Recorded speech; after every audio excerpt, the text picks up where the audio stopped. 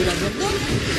Nous tâchons de ne jamais manquer la fête de Villefranche, puisque Villefranche du Périgord est le premier canton producteur de Dordogne. On vient à la rencontre comme ça des producteurs, mais aussi des particuliers, si bien que le stand du syndicat est divisé en deux parties, quelques-unes avec beaucoup de recettes, des informations générales, mais d'autre part aussi, on peut vous communiquer ici les coordonnées d'Ingenio, de l'union interprofessionnelle, et vous donner quelques conseils techniques de base. Nous sommes à votre disposition.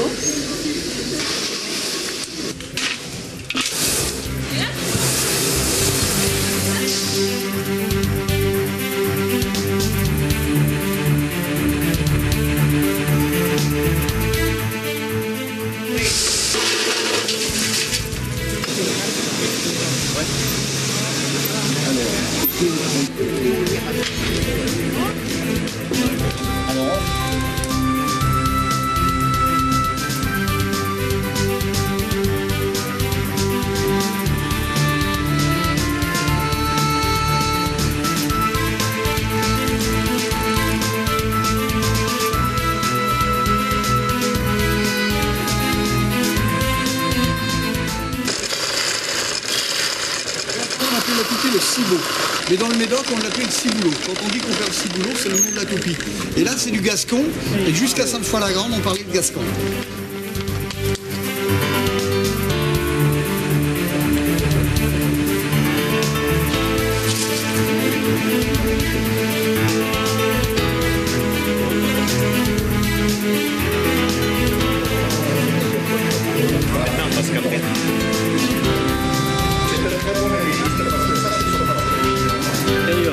Alors, vous avez le chêne.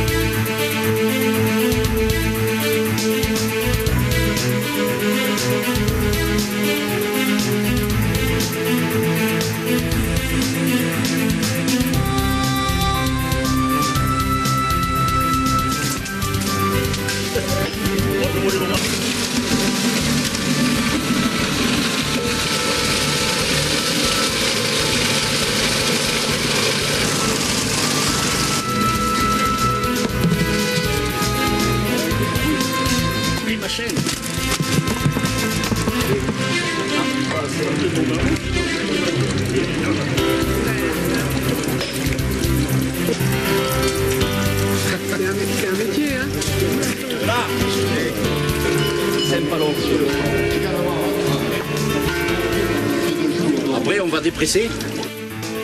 On va ouvrir le pressoir, on monte la vis.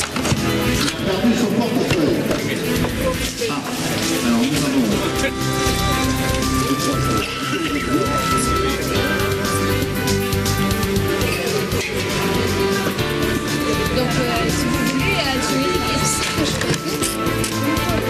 voilà, avec plaisir. À 13h. Ouais. Les boîtes. La ciboulette, le thym.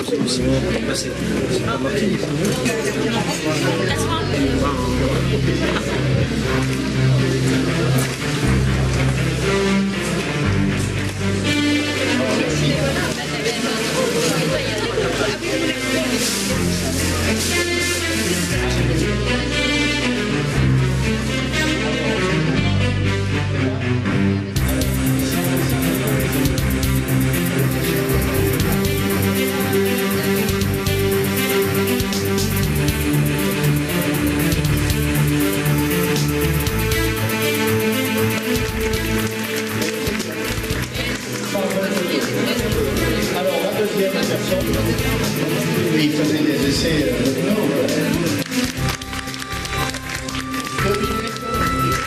Michel Bazinette. Michel Bazinette. Allez,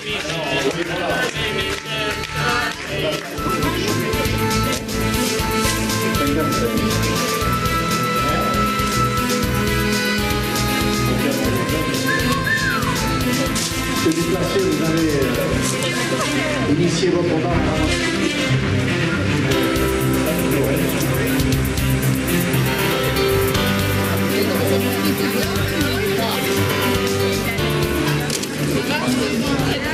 De tous les concours aura lieu demain après-midi, vers 16h30.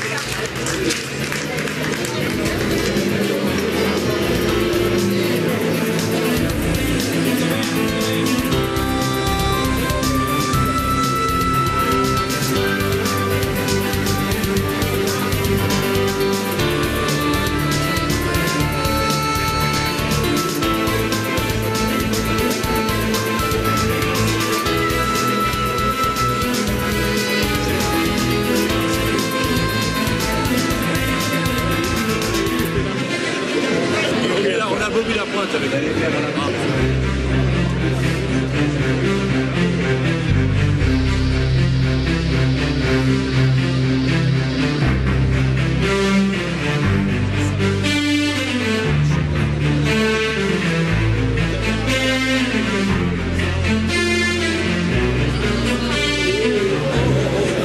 Nous sommes de l'association des Deux Fontaines de l'Avenat en Charente-Maritime pour un week-end dans le Périgord pour la fête de la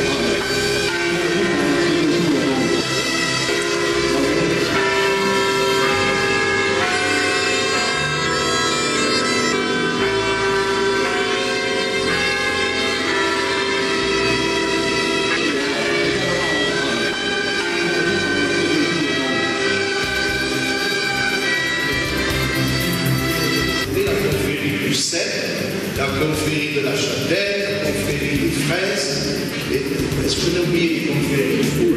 Oui.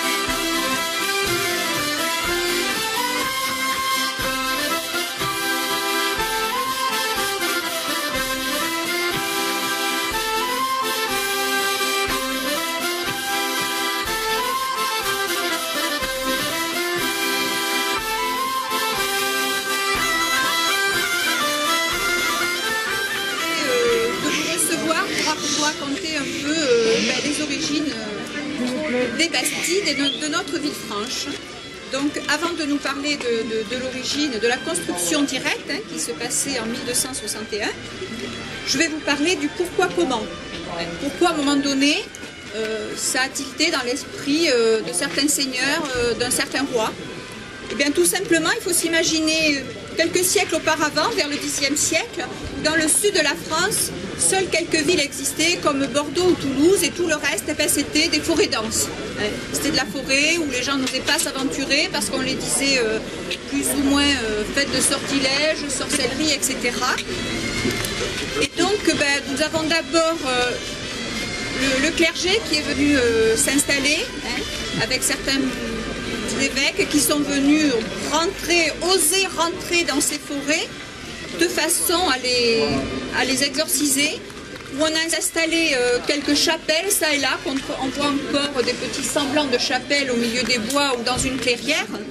Et bien tout ça, c'était pour dire que finalement, c'est une façon d'exorciser tout ça.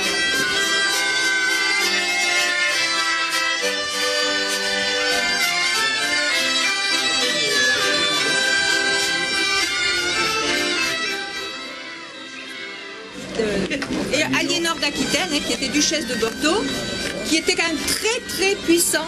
Elle était plus puissante que le roi lui-même. Elle était très riche, elle avait une armée très très puissante. Et donc elle faisait beaucoup de politique, elle était souvent en conflit avec le roi. C'était à l'époque de Louis VII.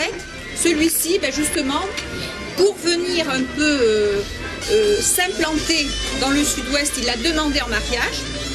Celle-ci acceptée pour raison politique, toujours, faut pas... pas rêvé. Donc elle a accepté ce mariage. Seulement voilà, elle c'était aussi par fin politique. D'abord pour devenir reine et ainsi aussi améliorer son état politique et sa situation financière et son armée, etc. Elle s'est mise à comploter derrière son dos et puis lorsqu'il s'en est rendu compte, il l'a congédiée. La même année, Aliénor d'Aquitaine s'est mariée avec Henri II Plantagenet, roi d'Angleterre. Déjà, ça vous donne une idée, ce qui fait que par mariage, Henri II, à travers Aliénor d'Aquitaine, donc, est devenu vassal du roi de France. Il avait déjà une partie du nord-est de la France, en Normandie, une partie lui appartenait déjà, il était déjà vassal du roi, et donc il est venu lui aussi s'installer. Et lui, au lieu de congédier Aliénor quand elle a essayé de comploter sur lui, il a tout simplement enfermé en Angleterre, dans un donjon, comme ça il était bien maître chez lui, chez nous. Et puis bien sûr, elle a eu quand même plusieurs enfants avec lui, dont deux connus, Jean Santerre et Richard Cœur de Lion. À son décès, c'est Richard Cœur de Lion qui a hérité de l'Aquitaine. Et donc par descendance, jusqu'au XIIIe siècle et bien après, les Anglais étaient implantés dans le sud-ouest. Nous arrivons au XIIe siècle. Nous arrivons au XIIe siècle, donc, sous Louis IX. Pour ceux qui connaissent un peu l'histoire de Louis IX, c'était quelqu'un qui était sobre, généreux avec ses sujets, même les plus pauvres, d'où son nom après, puisqu'il a été béatifié, c'est Saint-Louis. Et il y avait quand même, à travers le fait que lui, il avait un esprit de vouloir améliorer la vie de ses sujets, et qu'il y avait quand même ce point. Alors, c'est donné à la personne qui est au fait de l'église, on part à son jour.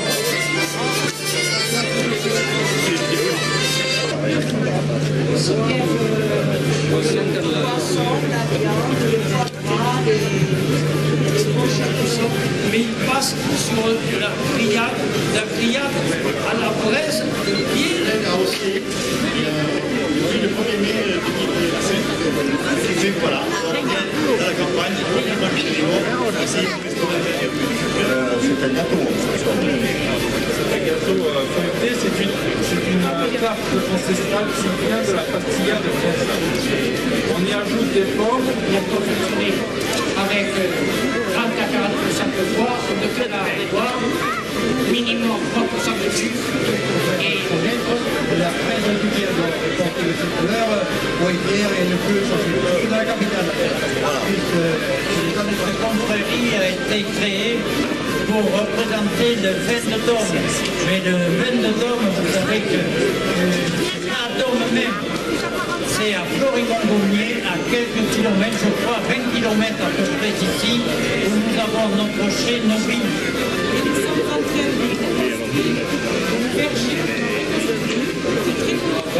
Production à Milo, qui était essentiellement rachetée par les Anglais pour en faire bien entendu le vin de la région de Ciboulès. La cave de Ciboulès, c'est la cave la plus importante de Dordogne. C'est la plus grosse production de Dordogne. L'ouverture de ce chapitre, excusez notre grand maître Jean Issa qui a des problèmes de causes humanitaires à cet Moyen Âge, fondé en 1271 par Alphonse de 23 faits exemplaires, dont il fit don lors de la célébrée de 2000 retraité cadre de banque, a su s'adapter à notre démarche économique et culturelle.